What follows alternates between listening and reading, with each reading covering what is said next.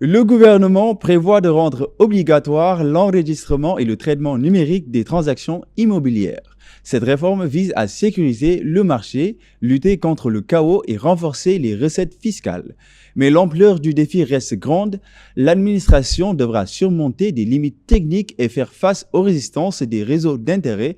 La question demeure, la Mauritanie est-elle à l'aube d'une nouvelle ère immobilière ou s'agit-il d'un texte ambitieux mais fragile?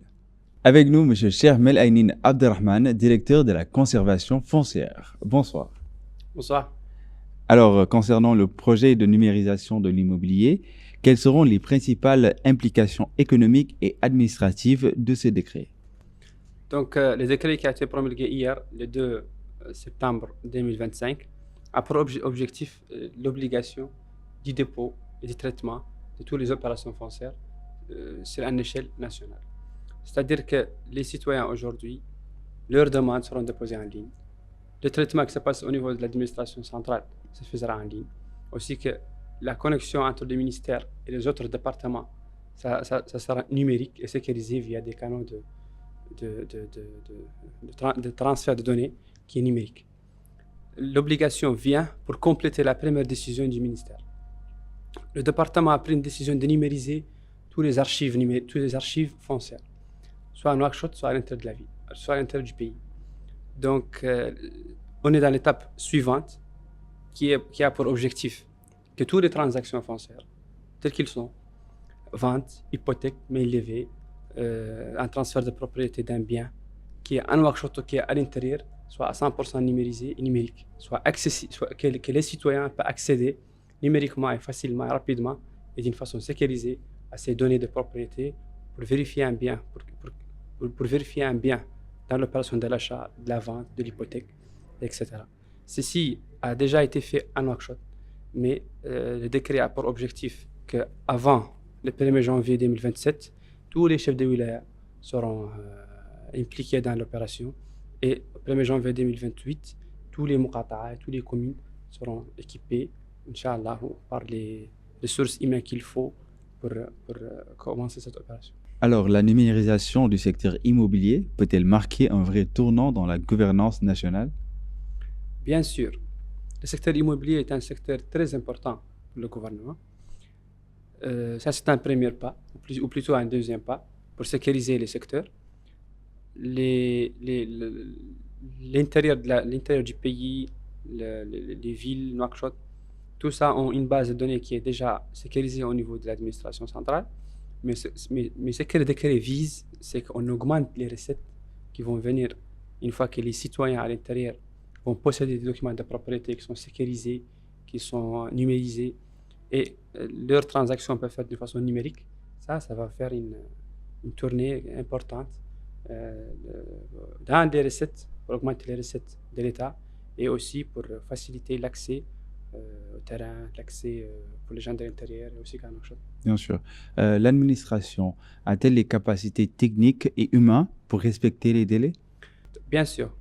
Les receveurs de domaine et de l'enregistrement qui seront déployés dans les chefs de wilaya avant le 1er janvier 2027 seront capables de traiter dans le workflow du système qui sera déployé, Inch'Allah, tous les demandes des citoyens qui sont dans les villes intérieures, qui sont à Nouakchott. Donc, la décentralisation du système va permettre d'accélérer les traitements et la délivrance des documents de propriété. Et maintenant, quel défi pose la création d'un système unique reliant toutes les administrations immobilières? Aujourd'hui, ça existe un système unique qui relie toutes les administrations du ministère des Domaines. Ça existe déjà. Le défi, c'est qu'on élargit ce système pour qu'il atteigne l'intérêt du pays. Et maintenant, comment garantir la sécurité des données et la conformité aux normes internationales?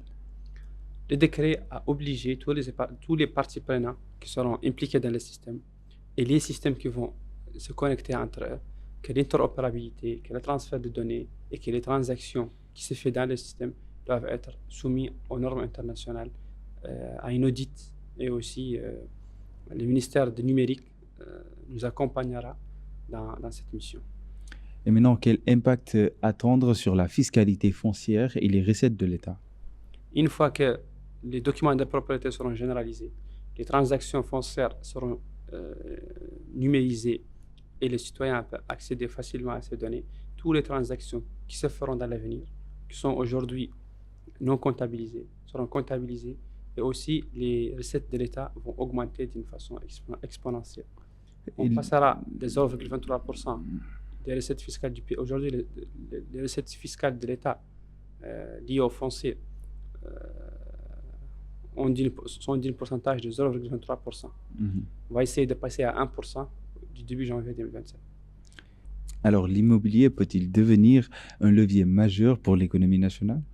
Bien sûr, après la numérisation des archives, on a passé, comme j'ai déjà expliqué, à l'étape suivante, qui est faciliter l'accès aux données, faciliter l'accès aux transactions foncières, ce qui va donner un environnement très favorable pour l'économie en Mauritanie, et précisément pour le secteur foncier.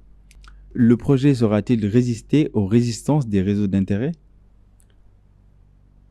C'est à voir. Alors, quelles mesures urgentes faut-il engager dès maintenant pour réussir la mise en œuvre d'ici 2027-2028? Le déploiement des chefs de bureau à l'intérieur du pays, toutes les ressources financières, toutes les logistiques seront mises à leur disposition, Inch'Allah. Et l'opération va passer d'une fluidité exceptionnelle, Inch'Allah. Alors, merci, Monsieur Cheikh Mélanine Abderrahman, directeur de la conservation foncière. Merci. Merci à vous.